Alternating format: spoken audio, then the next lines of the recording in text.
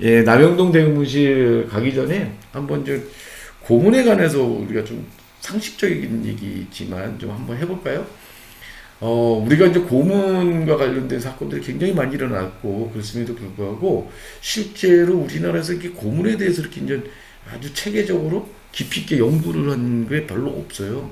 제가 1993년도에, 그, 유엔에서 여는 비엔나 인권대회가 있었거든요. 거기 가가지고 외국 자료들을 수집해갖고 와서 이제 그걸 번역시켜서 나중에 보고 그러니까 거기는 굉장히 이제 고문에 대해서 여러 가지 측면에서 이렇게 이제 다뤄지고 있고요. 그리고 이제 이 고문 피해자들의 그런 트라우마 치유와 관련돼서도 상당히 많은 그런 진전들이 있고 이제 그러던데 우리는 그렇게 고문이 많이 일어났고 고문 추방 운동이 일어났음에도 불구하고 이런 부분들에 대해서 체계적으로 연구가 되고 또 이것을 또 넘기 위한 트라우마 치유 뭐 이런 것들을 위한 이런 노력들은 거의 반기가 됐었던 것 같아요. 그래서 이제 광주 트라우마 센터가 이제 만드는 게 2013년이에요. 2013년이니까 그때 이제 5.18 때 그때 이제 이 국가폭력에 의해서 이제 희생되신 분들 그분들의 이제 트라우마를 치유하기 위해서 만드는 게 2013년이거든요.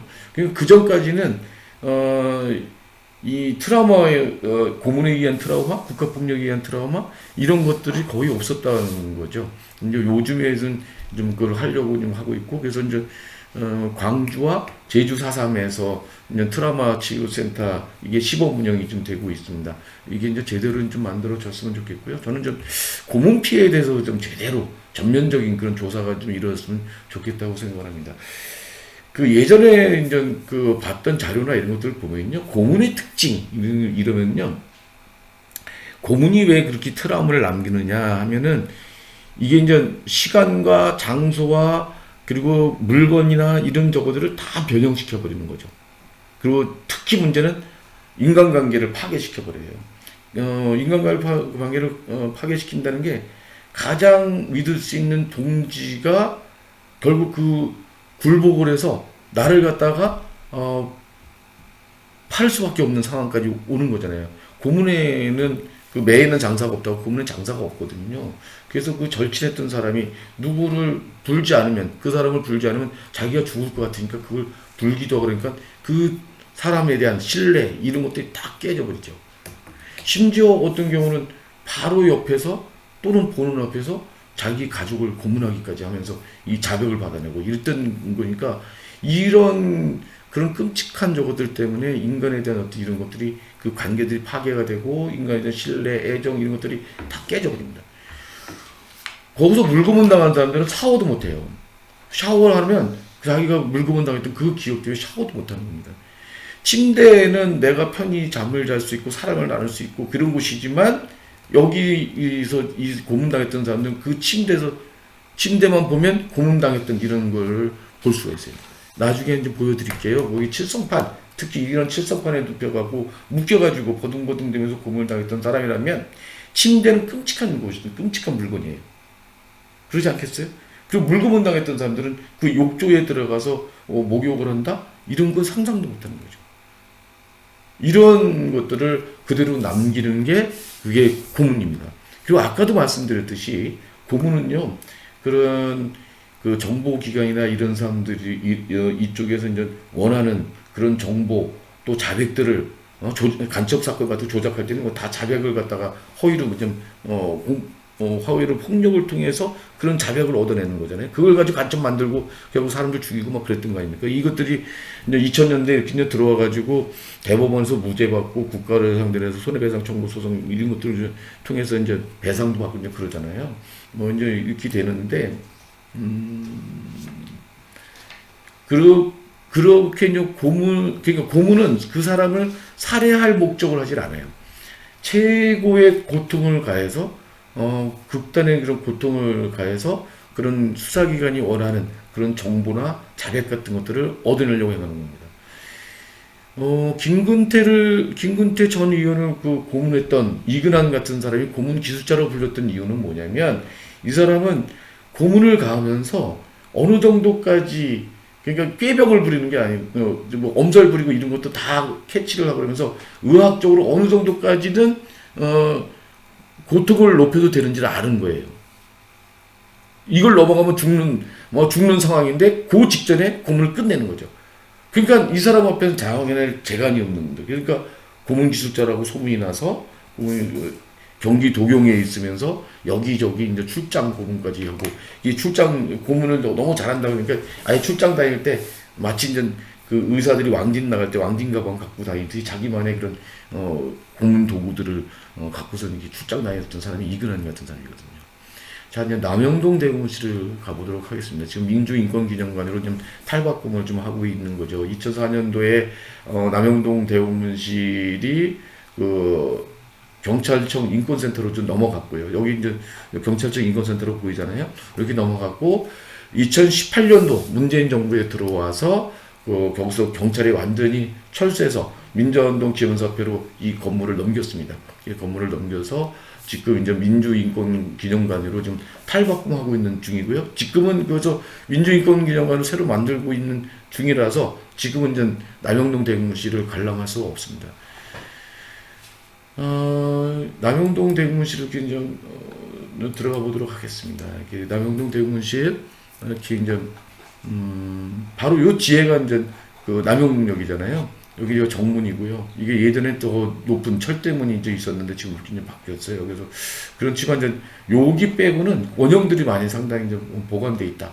남산 안기부터는 사실 원형이라고 할 게 아까 그 내려가는 그 계단 그거 외에는 사실 좀 볼 수 있는 게 없거든요. 근데 여기는 그나마 많이 남아졌습니다. 그래서 이 담장들도 거의 옛날 형태로 남아져 있고 여기에 윤형 철조망으로 이렇게 이제 둘러쳐져 있고 이제 그런 거죠. 여기에 이제 무슨 연구소 이런 간판도 이제 걸려 있었고 그랬던 이런 곳입니다. 여기 이제 새까만 그 철대문들이 여기 이제 이 높이만한 이게 있었는데 나중에 이제 이걸 바꿨더라고요. 경찰청 인권센터 하면서 이제 바뀌었는데 어쨌든 이런 거죠. 자, 여기서 우리가 여기서 보면 여기서도 희미하게 보이는데요. 이게 7층 건물입니다. 이게 1975년에 만들었다가 이게 나중에 이제 2층을 더 올려서 7층 건물이거든요. 근데 여기서 이렇게 보면 특징이 있죠. 여기 5층이에요. 여기 고문실이 쭉 있는 겁니다. 이따 내부는 보여드리도록 하겠습니다. 여기는 좁은 창문으로 이렇게 돼 있어요. 다른 거는 이렇게 창문들이 돌출돼 있고 되게 굉장히 크잖아요. 근데 5층만 이렇게 쭉 세로창으로 쭉 돼 있습니다. 되게 좁은 창 이렇게 돼 있습니다. 여기 5층인 거죠. 여기를 갈 때는 보통 앞을 통해서 현관으로 들어가지만 저쪽에 남산항기부터 비밀 계단을 통해서 내려가듯이 여기도 뒤로 들어가게 돼 있습니다. 그리고 아까 말씀드렸던 것처럼 똑같은 상황. 그런 집차가 와가지고 검은 집차가 와서 억센 그런 대공수사관들한테 잡혀가지고 눈을 가려진 채로 여기를 들어와서 내리게 되겠죠. 그러면 이 정문으로 현관으로 들어가는 게 아니라 뒤로 갑니다. 뒤로 가게 되면 이 건물의 뒤에 요런 그 쪽문이 있어요. 쪽문. 이게 이제 김수근이라고 하는 건축가, 아주 유명한 건축가죠. 이 사람의 이제 특징이라고 봅니다. 이렇게 접혀 들어가는, 한쪽 면이 이렇게 접혀 들어가는, 숨겨진 어떤 이런 것처럼 보여지는 이런 쪽문이 있어요. 이 쪽문을 들어가게 되면은, 이렇게 나선형 철제 계단이 좀 보입니다. 어떤 사람들은 여기가 철제 계단이 아니었다고 이제 또 하는데, 어쨌든 지금은 이제 철제 계단입니다. 이렇게 나선형을 뱅글 타고 좀 올라가는 겁니다. 이게 이제 왜 나선형을 계단을 이렇게 올라가게 되면 이 텅텅텅텅텅 밟으면서 이게 진짜 나중에 한번 체험을 해보세요. 이게 굉장히 공포스러워요. 갈수록 공포스러워져요. 가면서 근데 내가 몇 층에 올라가는지 이게 1층인지 2층인지 3층인지 모르거든요. 이렇게 뺑글뺑글 해서 올라가는 거예요. 나는 눈을 가렸고 뒤에 억센 사내들이 계속 밀으면서 올라가는 거예요. 한 발 한 발 이렇게 올라가죠. 72개의 계단을 올라갑니다. 한 1분 20초 정도 이렇게 올라가는 것 같아요. 제가 한번 몇 번을 그렇게 오르락내리락 하면서 이게 세워봤더니 72개의 계단, 여기 나선형의 계단을 타고 쭉 올라가는 거죠. 요 앞에는 전 1인용 엘리베이터가 또 있어요. 근데 1인용 엘리베이터 지금은 안 쓰고 있는데요. 여기 이제 올라가게 되고, 그러면 어디가 나오냐면, 이 5층이 나오는 겁니다. 이거 복도가 나와야 되는데, 이거 어디 갔지? 잠깐만요. 이거 하나가 없어. 뭐 하나를 잘못 저기네요. 이게 큰일 났네. 5층 복도가 나오는 겁니다. 5층이 아까 이제 그 안기부터 저기 비밀 계단에 쭉 내려가면 바로 지하 2층 고문실이었잖아요. 여기도 이 나선형 계단을 타고 쭉 올라가면 곧바로 5층이 나오는 거고요. 5층에 15개의 그런 방들이 쭉 있습니다. 그래서 그 중에 이제 2개는 좀 큰 방이지만 나머지는 다 작은 방들입니다. 509호 같은 이런 거고요. 그 큰 방은 515호 같은 이런 큰 방들이고요. 그 안에 이제 이렇게 내부가 이렇게 되어 있는데요. 여기 아까 이제 바깥에서 봤을 때 세로창이 이렇게 있는 거죠. 이렇게 세로창이 이렇게 있는데 이 세로창은 바깥으로 탈출하거나 이러지 못하도록 하는 거. 그리고 이제 이 좀 음침한 분위기 만드는데 뭐 아마 효과가 있었던 것 같고요. 이건 좀 흡음벽, 그러니까 소리 지르는 거를 흡수할 수 있도록 이렇게 장치가 돼 있고요. 그런데 이 흡음벽이 특수한 장치가 돼 있어서 특수한 소재로 돼 있어서 이 둔탁한 소리는 걸러 흡수를 하지만 날카로운 소리는 옆방이나 이런 데까지 전달이 되도록 돼 있다고 합니다. 그래서 옆방에서 자기가 고문을 당하지 않고 대기 중인 사람들도 옆에서 고문당하는 사람의 그 날카로운 비명소리 이것 때문에 아주 벌써 고문당하기 들어가기도 전에 질려버리는 거죠. 자, 생각해 보세요. 그래서 그 검은 집차 타고 운전 눈이 가려진 채로 왔는데 철대문 소리가 열리고 그리고 이제 내렸는데 이게 이제 뭔가 어디 이제 나선형 계단을 통해서 몇 층인지도 모르는 곳으로 이렇게 올라가면서 내 방향을 상실하고 있는데 딱 들어와서 두들겨 맞으면서 저기 들어갔겠죠. 방에 들어가니까 이런 옆에서 이제 고통당하는 그 비명 소리 이런 것들을 들리는 이런 거죠. 사실 이 내부도 경찰청 대공문실이 경찰청 인권센터로 바뀔 때 손을 봤던 것 같아요. 그래서 이 내부도 다 그대로는 아닌데 어쨌든 이런 구조입니다. 생긴 것도 되게 음침하죠. 그리고 여기에 모든 방에는 이런 이제 철제 책상이 있습니다. 철제 책상이 있는데 특징이 뭐냐면 여기 철제 책상이 나사로 해가지고 여기에 쇠면 바닥에 박혀 있습니다. 고정되어 있다는 얘기죠.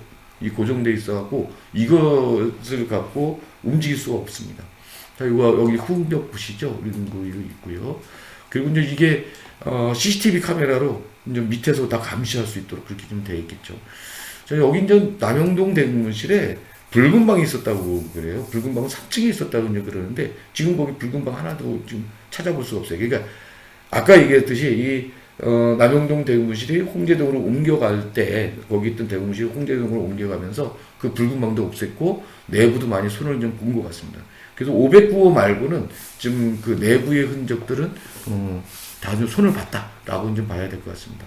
그래서 이렇게 그 복도 사진이 좀 어떻게 준비했었는데 그게 어떻게 잘못하다가 편집하다가 이게 좀 없어진 것 같은데요. 그 방마다 서로 이렇게 엇갈리게 방문을 열어도 그 앞에 방에 있는 사람이 안 보이도록 쭉 돼 있는 방이 쫙 열 몇 개가 있는 거예요. 열 몇 개가 있고 그리고 이제 그게 바깥에서 열고 닫고 할 수 있고 그 안에서는 절대로 열고 닫지도 못하고요. 그리고 이제 안에 불빛도 바깥에서 다 조절하게 돼 있어요. 그 조도도 다 돼 있습니다. 그리고 CCTV로 감시하고 있고 이렇게 해서 이게 정문에서부터 이 고문실까지 아주 치밀한 계산 속에서 이게 이제 설계가 됐고 그렇게 건축이 된 겁니다. 이걸 만든 사람이 누구냐? 김승훈이라는 거죠. 김승훈은 누구냐? 우리나라를 대표하는 그런 1세대 그 대표적인 건축가입니다. 그래서 굉장히 유명한 사람이죠. 저 공간사옥이라든지 세운상가 건물이라든지 굉장히 그 사람의 그 건축물이 되게 많이 있거든요. 그래서 김중옥과 함께 우리나라를 대표하는 그런 이 대표적인 건축가가 고문 시설들, 이 고문이 자행된 남영동 대공문실 이거를 설계했고 건축을 했다. 이 사람은 그런 이 전등의 조도라든지 이런 것까지도 다 꼼꼼하게 하나하나 자기가 직접 그걸 설계할 때 다 집어넣고 그것을 거기다가 이제 설치까지 다 하고 그랬다고 이제 그러는 거거든요. 근데 지금도 김수분의 제자나 이런 사람들이 활약을 되게 많이 하고 있는데 이 사람들이 김수분이 이 남영동 대공문실을 만들었다고 하는 거를 침묵하고 있어요. 드러나고 싶지 않은 거죠. 그래서 이제 저는 좀 말씀드리고 싶은 건 뭐냐면 우리가 배운 지식을 어떻게 쓰느냐에 따라서 이런 공공의 이익을 위해서 선을 위해서 쓰일 수 있지만 이렇게 악을 위해서 봉사할 수 있다라고 하는 것들을 우리가 좀 생각해 볼 수 있을 것 같아요. 저는 좀 그렇습니다. 진짜 지식이 어떻게 쓰느냐에 따라서 사람을 죽이는 그런 거. 그러니까 물리학 이런 것들, 화학 이런 것들이 뭐 핵폭탄을 만들 쓸 수도 있고 아니면 우리가 이제 우리 이제 인간의 발전을 위한 어떤 이 공공의 생활을 위해서 윤택하게 만드는 데 쓸 수 있잖아요.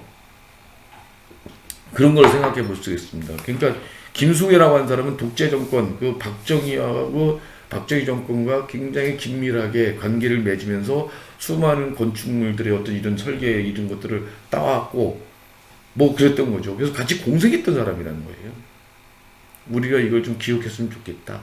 제가 여기 이제 맨 처음에 소개한 게 2011년도인데 2011년도에 이게 김수근이가 만들었다라고 하니까 사람들 굉장히 놀라요. 김수근이가 저 공간사옥 만든 그 아름다운 그 건물을 만든 그 김수근?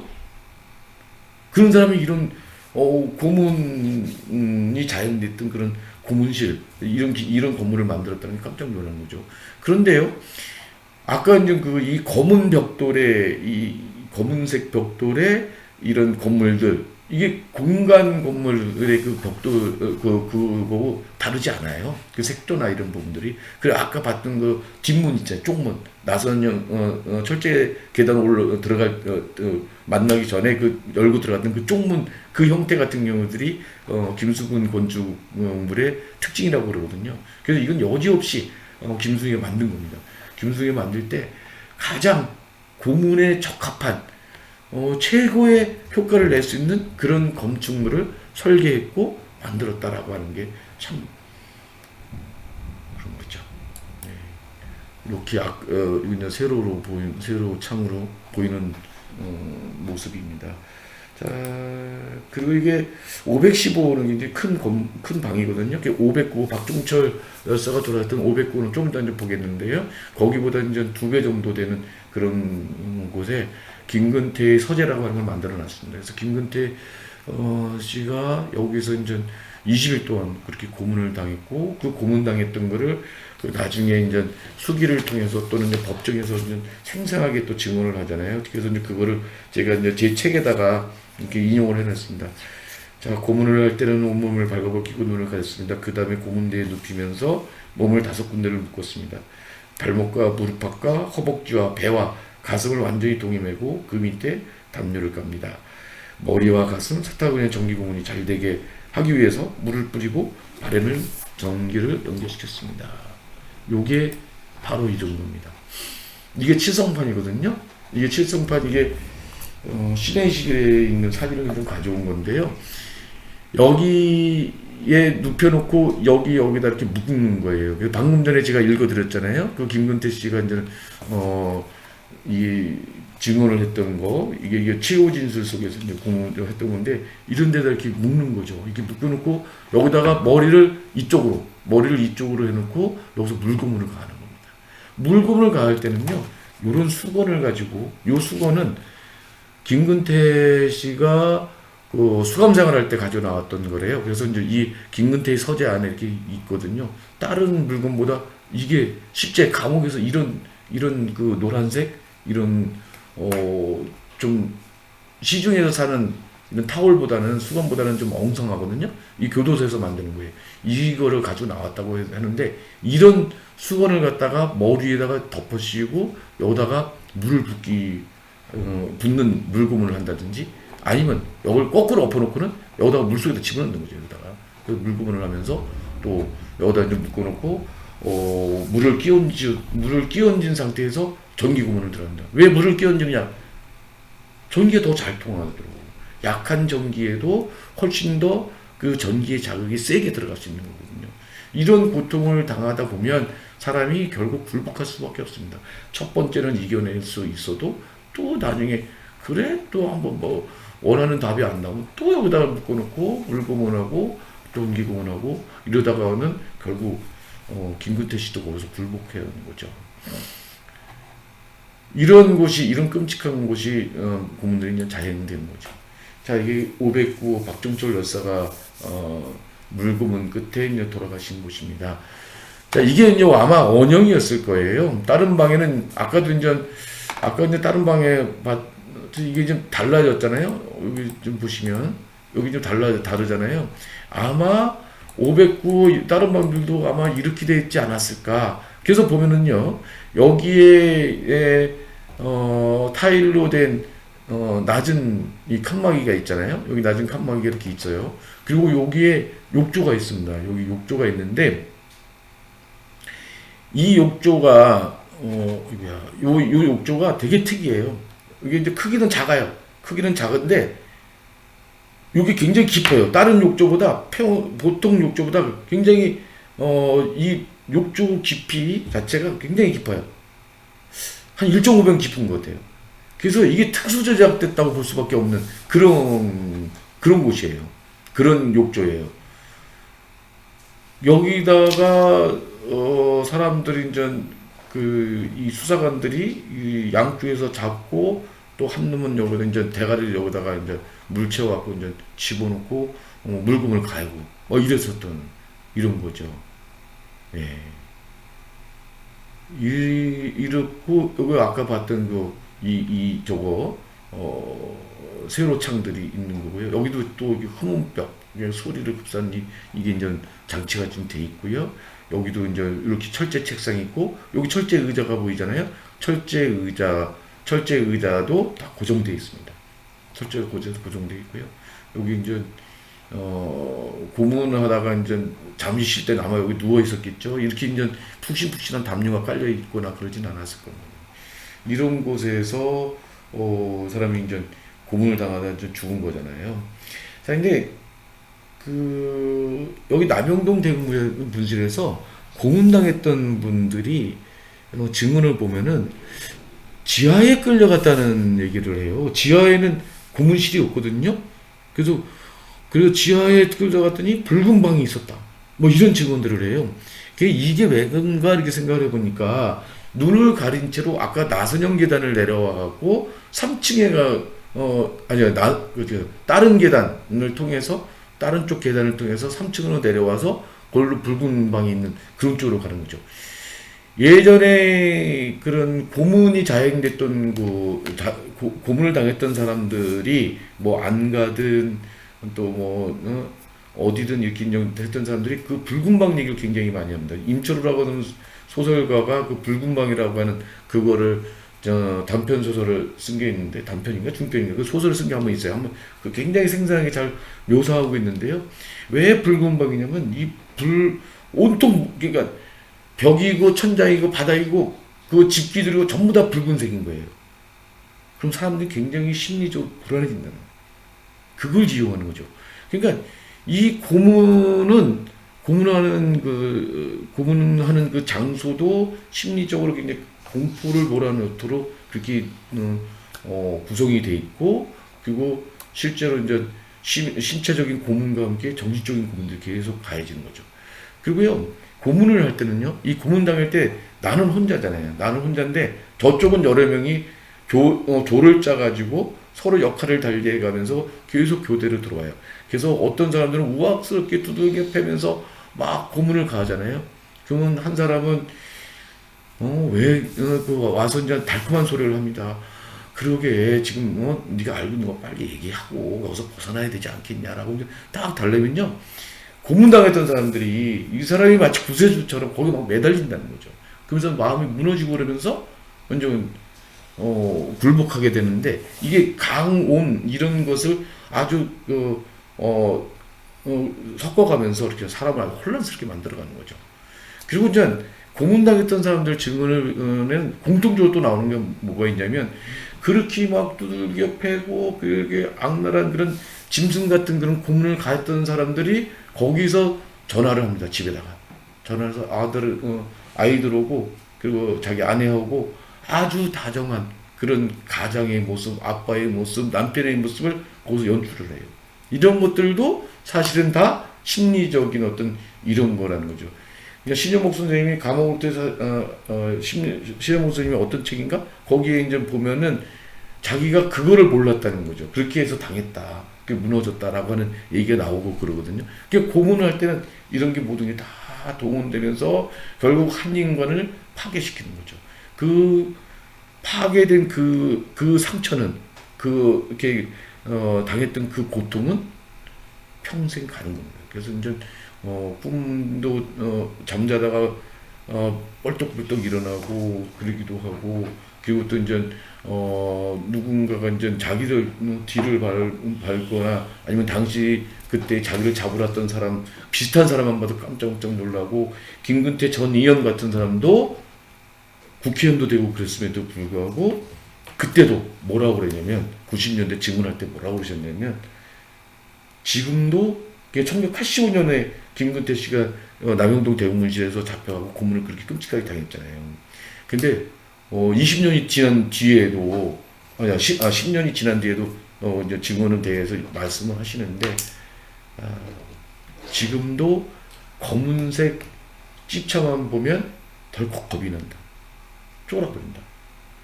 그리고 경찰서 앞을 못 지나간다, 그대로 거기 삥 돌아간다. 경찰만 봐도 무섭고. 그러면 아니, 김근태라고 하는 사람이 이런 민주화운동을 지도하는 지도자였고, 그죠? 청년운동, 민주화 뭐 이런 것들 지도자였고, 한국의 그런 민주화운동을 대표했던 사람이 있고, 나중에 국회의원도 됐던 사람인데, 그게 10년 뒤에, 20년 뒤에도 그대로 남아있다는 거예요. 결국 이게 이제 나중에 이제 병으로 연결되고 이제 그렇게 되다가서 그 고통 속에서 이제 돌아가셨는데요. 고문이라고 하는 건 좀 그렇습니다. 고문이라고 하는 것들을 이겨낸다는 게 그게 쉽지 게 아니죠. 제가 이제 90년대 중반쯤에 고문 피해자 모임을 할 때요, 사람마다 굉장히 다르던데, 어떤 사람은 10일, 20일 동안 고문을 당하면서도 그거를 이겨내는 사람들이 있어요. 물론 그 사람들도 상처를 입죠.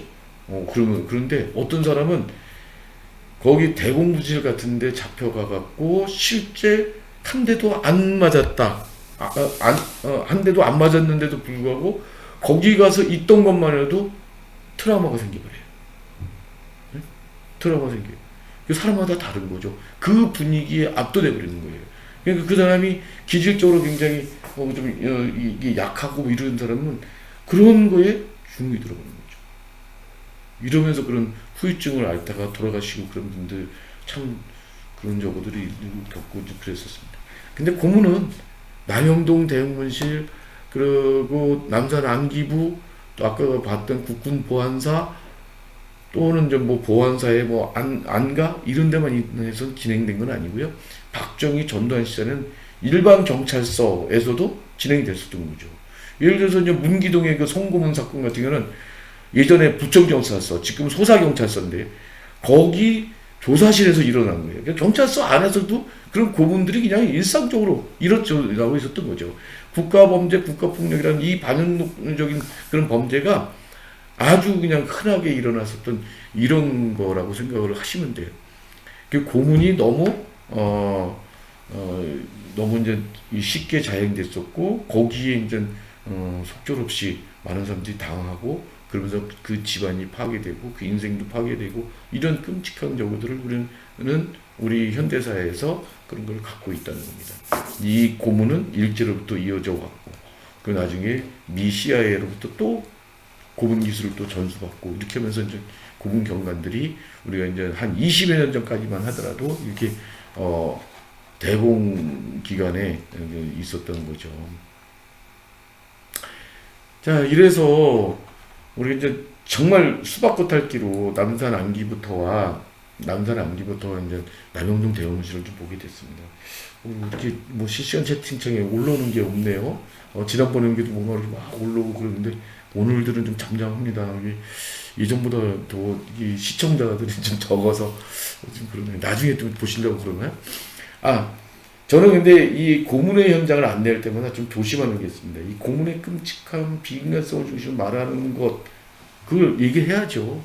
그래서 거기서 이제 수많은 사람들이 고통 속에서 간첩으로 조작됐고 그러면서 그런 인간성이 파괴되고 막 이렇게 됐던 이런 것들도 얘기를 해야 되는데 하지만 그런 끔찍한 폭력으로도 민주주의와 정의를 향한 의지 이걸 꺾어내지 못했다.